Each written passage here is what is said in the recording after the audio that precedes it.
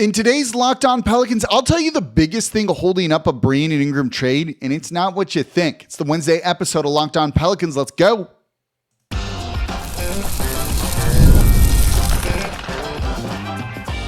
You are Locked On Pelicans, your daily New Orleans Pelicans podcast, part of the Locked On Podcast Network, your team every day.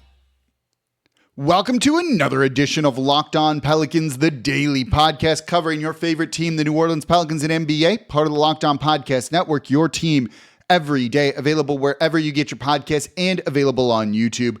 I'm your host, Pelicans Insider, credential member of the media, Jake Madison, at NOLA Jake on Twitter. Here with you on this Wednesday. One more day until the NBA's trade deadline. Is there going to be a big move? We will find out. Our phones are on alert. But I'm going to tell you why Brandon Ingram hasn't been traded yet. Still could happen, but I'm going to tell you the biggest holdup on that right now, and it is not what you think. We'll look at blowing it up for this team as a whole because of this too. And then an update on Herb Jones. So we got a lot to get to in today's episode of Locked On Pelicans, brought to you by the Locked On Podcast Network, your team every day. Today's episode of Locked On Pelicans is brought to you by Game Time. Download the Game Time app, create an account, and use code LOCKEDONNBA for $20 off your first purchase. And of course, thank you for making Locked On Pelicans your first listen today and every day. We're here Monday through Friday, number one Pelicans podcast, covering everything you want to know about this team. So please subscribe wherever you get your podcast. Join over 11,000 Pelicans fans on YouTube as well. And become an everydayer. That means you listen Monday through Friday to Locked On Pelicans. So let's get right into this.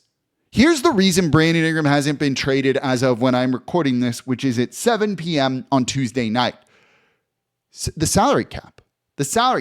But not in the way that you think. Next year's salary cap, not the 24-25 salary cap, the 25-26 salary cap. And it comes down to one thing. Trey Murphy goes from making $5 million this season to $25 million next season. Without adding a player or doing anything, the Pelicans books go up by $20 million more. So that's why when we look at Ingram to Toronto, the Pels likely, not for certain, are not interested in RJ Barrett. And you might be like, look, he makes $25 million a year. That's not that bad. He gives you some of the production of Brandon Ingram. And you would be correct. But if the Pelicans have all of their expiring deals come off of the cap this year, next year, the Pelicans have $22.5 million in room up to the luxury tax. They'll be below the luxury tax line, $22.5 million. That's with a draft pick factored in. I'm putting that draft pick at $8.4 million. You still have 4 open roster spots if everyone kind of comes off of the books. So you have Zion, DeJounte, CJ, Trey, Herb, Hawkins, Jose, Misi, Reeves, Makovich, and a first-round pick. So that's not enough to field a full team or anything like that. You have $22.5 million to the luxury tax. If you add RJ Barrett in there, he's going to make $27.7 million next year. You're over the luxury tax all of a sudden by over $5 million. And then you still need to fill out additional roster spots, at least 2 more after that. That's not a great position to be in. All of a sudden, that $5 million over the luxury tax, if you had just 2 veteran minimum guys, let's call that another $4 million, let's say, you're $9 million into the luxury tax all of a sudden. It's not ideal. If you look at the Atlanta Hawks, and maybe the Pelicans don't want Bogdanović from the Hawks, he's making $17 million. So that still keeps you before the luxury tax threshold because you have 22.5 to go. But you're 5.5 below it, and you've still got to fill out 3 roster spots at that point. That's not ideal. And if you end up with the number 1 overall pick, this math changes too. That's going to be about $10 million versus the 8.4 that I'm kind of parking it at right now. That's what's holding up this trade. If you go, why wouldn't the Pelicans just take a deal of some expiring contract in Bogdanović? Well, if they're on the books next season, it's going to add up quicker than you realize. So that's going to impact the trade thinking beyond this season. The Golden State Warriors and Andrew Wiggins, he makes $28.2 million next year. So that deal alone busts you past the luxury tax by about $6 million all of a sudden. And then you've still got to add in 4 more. So you're $10 million in there. So a trade for Ingram does, in a sense, if you're bringing back salary beyond this year into next season, kicks the can down the road. It's the same situation. It essentially just replaces Ingram with CJ of figuring out what you need to do to deduct the luxury tax. At least New Orleans is like anywhere from 1.5 to 2.2 million in the luxury tax right now. 5 million into the luxury tax with DeJounte Murray hurt and likely not going to play to start the year, so maybe not really a playoff team. They're not going to pay that. So that's where this comes into it. This is why when Trey Murphy signed that extension, one of the things that I led with on it was this pushes Ingram out the door. This is why you heard reports of New Orleans saying they couldn't even bring Ingram back at his current salary cap number this year. Say he was like, yeah, I'll take a 1-year, $36 million deal, exactly what I'm making now for next season. Well, now you're really deep into the luxury tax. All of a sudden, that's $14 million into the luxury tax, and then you still need to fill out 2 more roster spots. That's why you're not looking at bringing back an RJ Barrett unless you have a trade lined up for CJ McCollum. You can figure out in the offseason, you could figure out during the regular season, but we've seen here, it's not always easy to move some of these guys. So when you're like, why wouldn't the Pelicans take that deal? Or why are they looking for a third team to take on some salary or a contract here? Or why would they trade Ingram from just expiring deals or something like that? This is the reason why. This is what is likely holding up any sort of Brandon Ingram deal just to get anything in return from him for letting him walk. If you let him walk, it at least gives you that room against the luxury tax. You'd have $22.4 million, $22.5 million if we're rounding to fill out 4 roster spots. You can do that then. You know, maybe you trade CJ, who will make $30.6 million next year, for someone who makes, $40 million. You can do that all of a sudden. If you were to trade Brandon Ingram and bring back Bogdanović, to bring back Andrew Wiggins, to bring back RJ Barrett, you're likely killing their ability to make any sort of significant move next season beyond just ducking the luxury tax. The exact same kind of situation that we find them in right now. That's the situation as I kind of see it right here. That's not a great spot for the Pelicans to be in. I don't know if it's mismanaging the books or not. We'll get into that a little bit in the next segment here, but that's what's holding up an Ingram trade when you're like, why don't they just take that crap deal? Well, RJ Barrett, yeah, you get him, but it screws you up for next year too. That's not a good position to be in. You've got to look at the health of the salary cap, and this team is top heavy. It's expensive. When people, Gail Benson's cheap, all that. In terms of the luxury tax, yeah, but she hasn't had a reason to pay the luxury tax, but their cap is up there. This season, you're paying Zion $36.7 million, Ingram $36, CJ $33.3, DeJounte Murray at basically $30, Herb at $13. Like it's an expensive roster. This is not one of the cheapest in the league by any sort of stretch. So that's what's holding up, as I see it, a Brandon Ingram trade right now. Maybe they can find a third team to kind of get into it. We'll maybe touch on the third team idea in the next. Actually, let's do that. I'm going to add something into this show here. We're going to talk about the third team stuff when it comes to, can you help be a facilitator, all of that. It's coming up here next in today's episode of Locked On Pelicans, along with talk about blowing it all up. Today's episode of Locked On Pelicans is brought to you by Game Time. Looking for tickets to your next big event, whether it's a concert, a comedy show, or a sports event, finding the right ticket, the right price can be a headache. But with Game Time Picks, it's never been easier. So let me tell you how this works. With Game Time Picks, the app does all the hard work for you. It curates the best deals so you don't have to waste time searching through endless ticket listings. Game Time is my go-to ticketing app for all of the features that they have, and I've been using Game Time Picks for a while. I travel a good bit. If I'm in another city, I want to go check out an NBA game there, I'm going to jump on there. And I love the curated deals that make it super simple to find great tickets at a great price, so you don't have to sift through thousands of options. I also love the seat view feature. I think that's a game changer because before you even hit buy, you can see exactly what your seat will look like in the venue, and it's so reassuring. The best part is you're covered by the Game Time lowest price guarantee. You find a better deal somewhere else, they'll refund 110% of the difference. So plus your tickets are guaranteed to be delivered on time and with easy cancellation options if something comes up. Take the guesswork out of buying tickets. Game Time, download the Game Time app, create an account, use code LOCKEDONNBA for $20 off your first purchase. Terms apply. Again, create an account, redeem code LOCKEDONNBA for $20 off. Download Game Time today. Last minute tickets, lowest prices guaranteed. And thank you for making Locked On Pelicans your first listen today and every day. We're here Monday through Friday, the #1 Pelicans podcast, covering everything you want to know about this Pelicans team. So please subscribe wherever you get your podcast. Join over 11,000 Pelicans fans on YouTube as well and become an everydayer. That means you listen to Locked On Pelicans Monday through Friday.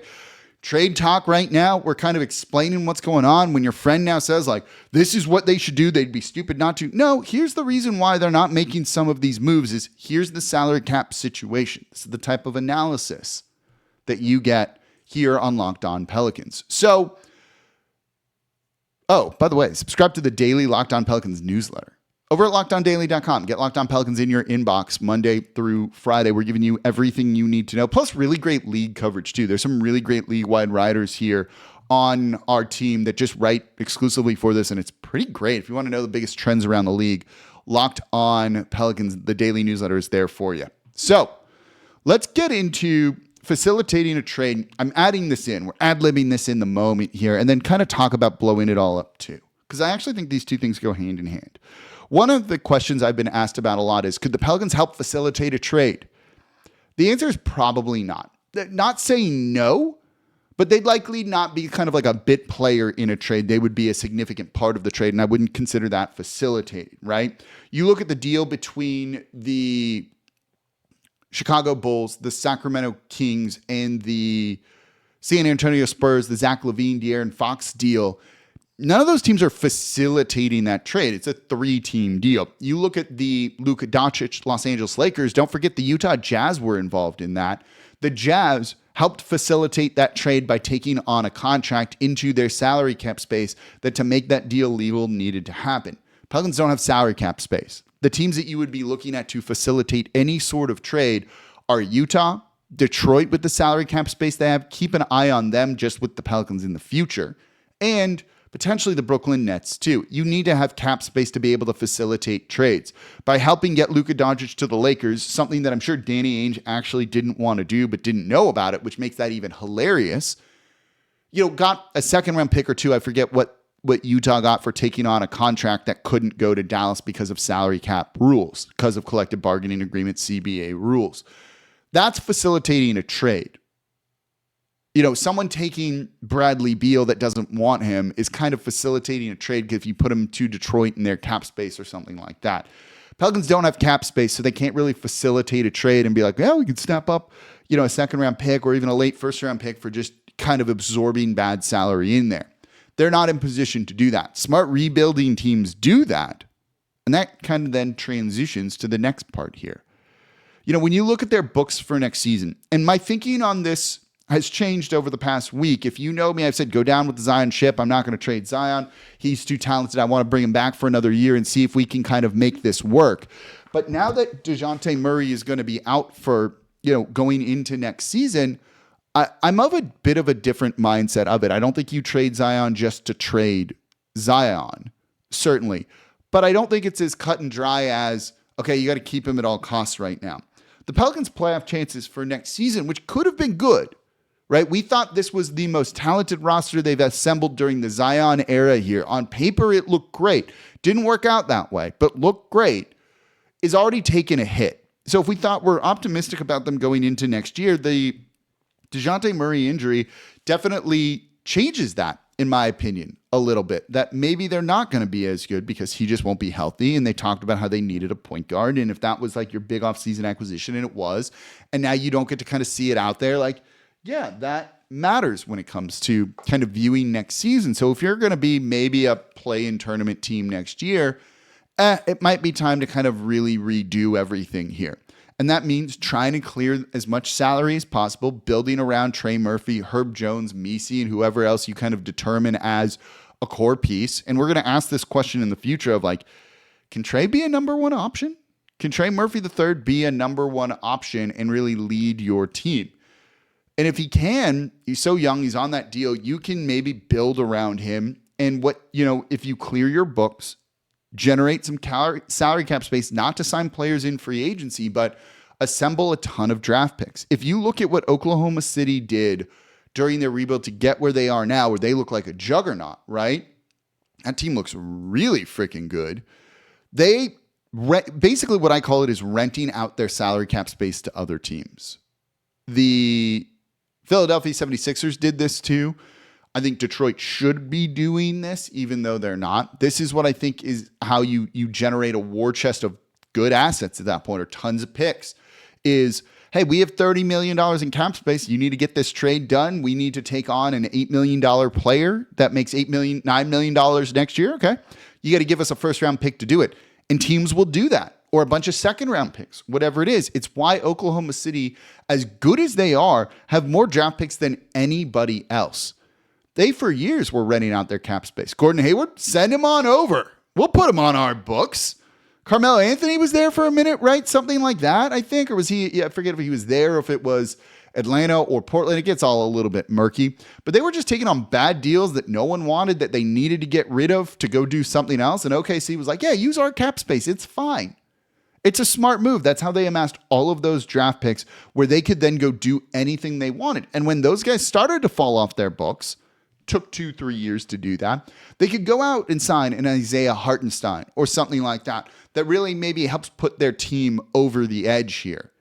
So if you blow it up, you get Cooper Flagg and you're like, you know what? We're going to tank. We got Cooper Flagg, or one of the top 3-4 picks.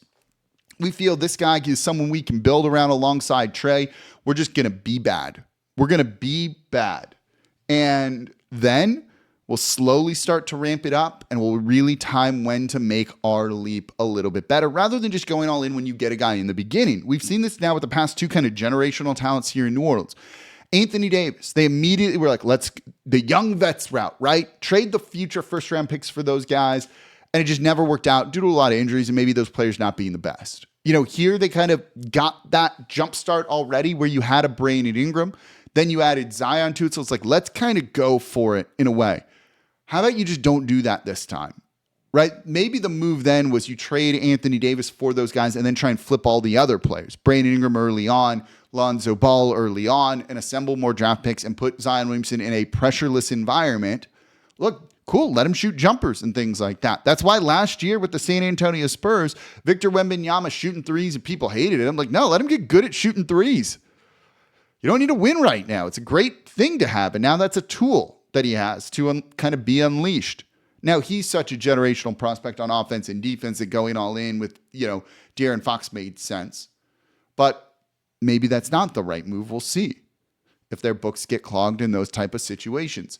So that's probably what you could argue New Orleans should do. Just give up on this group, right? If this group was winning at a high level, they were all playing together and it was just one bad season, it'd be a different story, but they haven't been, right? This team has been great on paper, but it has not translated to the court due to injuries and probably coaching and lack of an offensive identity and all of that stuff. This is kind of the same thinking behind the Kevin Durant rumors that you're hearing right now in Phoenix. I just tweeted this out because I think it's ridiculous of, well, if we can't get Jimmy Butler, let's just trade Kevin Durant away. Basically, they're like, this isn't working. It hasn't worked. Let's trade him and recoup as many assets as we can get. We can try and go all in. If we can't do that, blow it all up.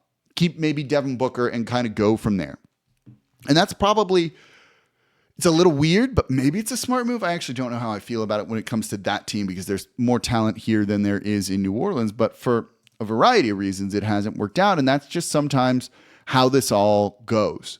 But maybe that's something that New Orleans needs to consider, likely because you're not going to have DeJounte Murray playing on opening night next season. Sucks for Murray. We hate this injury for him and everything that he's gone through this season. But it kind of maybe shifts the thinking in the future. Or maybe that has to do with the draft pick that you end up getting. So coming up next, well, do you agree? Do you disagree with that statement? Let me know what you think in the comments down below. We'll explore that more in depth in the future here. Herb Jones, we've got an update. Let's talk about that. That's coming up here next in today's episode of Locked On Pelicans. Not good news, but maybe it's good news. Today's episode of Locked On Pelicans is sponsored by BetterHelp. What are some of your relationship green flags? We often hear about the red flags we should avoid, but what if we focus more on identifying the positive signs in our relationships, those green flags? If you're not sure what they look like, therapy can help you identify them, actively practice them, and even embody that green flag energy yourself. So whether you're dating, married, building a friendship, or just working on yourself, therapy can help you form relationships that love you back. Therapy helps you develop healthy boundaries, improves your communication skills. It's not just for people who've experienced major trauma. It empowers you to be the best version of yourself because life doesn't come with an instruction manual. And BetterHelp makes it easy by offering online therapy with over 30,000 licensed therapists to choose from. If you need to switch therapists, you can do so at no extra cost. So discover your relationship green flags with BetterHelp. Visit BetterHelp.com/LockedOnNBA today and get 10% off your first month. That's BetterHelp, HELP.com/LockedOnNBA. And thank you for making Locked On Pelicans your first listen today and every day. We're here Monday through Friday, the #1 Pelicans podcast, covering everything you want to know about this Pelicans team. So please subscribe wherever you get your podcasts. Join over 11,000 Pelicans fans on YouTube as well and become an everydayer. That means you listen Monday through Friday to Locked On Pelicans. And I appreciate everyone who joined for the live show yesterday after the game against the Denver Nuggets. They play tonight, by the way, too. And yeah, that's great. That was cool. It was fun. We talked about Trey Murphy's ascension. We'll look at him a whole lot, later in like a week. Once we get past the trade deadline, we're going to talk about other things as well. So it's going to be, we got a lot to talk about here, even in a bit of a lost season. I still feel really happy and fun doing all this, and I hope y'all do too. Okay, for your second listen, Locked On Saints, Ross Jackson, covering everything Super Bowl, by the way. He's here, boots on the ground in New Orleans at everything. It's pretty cool. Locked On Saints, make them your second listen today, part of the Locked On Podcast Network, your team every day. So this comes from Scoop B on Twitter, and he says he's hearing that Herb Jones likely needs season-ending surgery. Truthfully, we already knew this. There was no point in Herb Jones coming back. I'm actually shocked they've delayed it a little bit. I wonder if they were going to see if it would get a little bit better, but ends up not being the case. And it's just another part of just the lost season for New Orleans. Just fluke injury after fluke injury, it feels like here, leading to just awful situations for New Orleans and one of the worst records in the league. But there's no reason for Herb Jones to come back. Herb, go fishing. Hopefully you can still do that after shoulder surgery.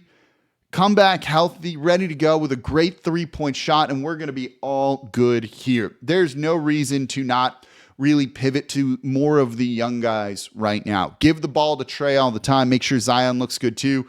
Call it a day. See what you got in Carlo, in Antonio Reeves, and some of the other guys here, and that's going to be that. And that's truthfully all the New Orleans Pelicans really need to do at this point. There's just no reason to risk further injury, or just in a cursed season, risk like another injury, not like aggravating the injury or anything like that. Just another injury or anything is not something that we really need to see happen. Go home, have your surgery, get healthy, and come back strong next season for whatever that's going to look like. Because look, the likelihood that they're going to try and blow it up probably isn't going to be the case. They're probably going to go into next season with a starting lineup that's something like CJ McCollum, Herb Jones, Trey Murphy, Zion, Messi. What is that? I actually don't know. I have no clue if that lineup's good, not good, or anything like that.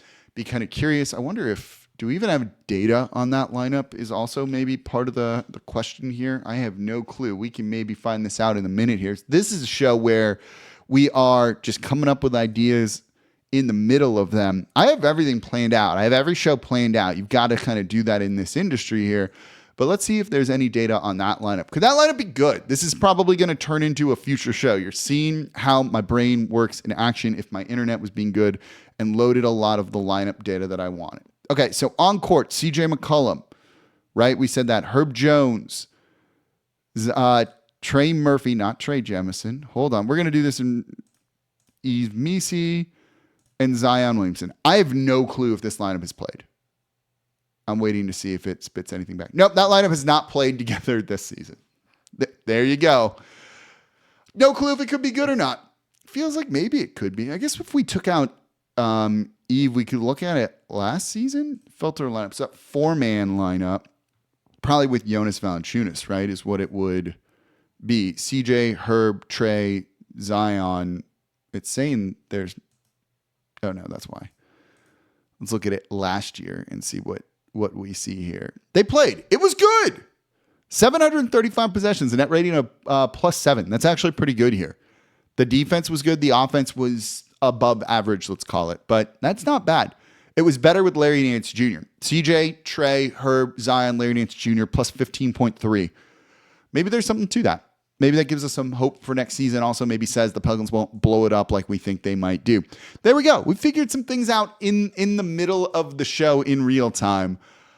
Didn't like that. Don't want to really do that again. So let's end it there. That is kind of your hope for the day for a lineup that could be good going into next season. But look, we'll see what ends up happening. So some housekeeping for the remainder of the week here.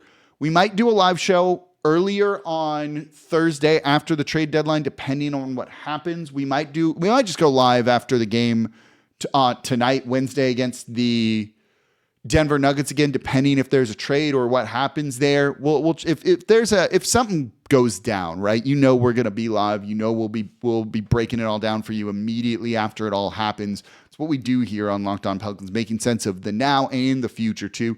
Keep that salary cap in the future in mind, because if you add RJ Barrett, you're in the tax already. We got to go through this again. Is it better to clear the books, kind of start fresh, go with a new era, maybe like actively be bad, use your salary cap space in a smart way? You tell me what you think in the comments down below on YouTube. As always, I'm your host, Jake Madison, at NOLA Jake on Twitter. And I'll be back with y'all tomorrow, maybe even live tonight after the game, depending on what happens. I'll see y'all next time. This is the Locked On Pelicans podcast, part of the Locked On Podcast Network, your team every day.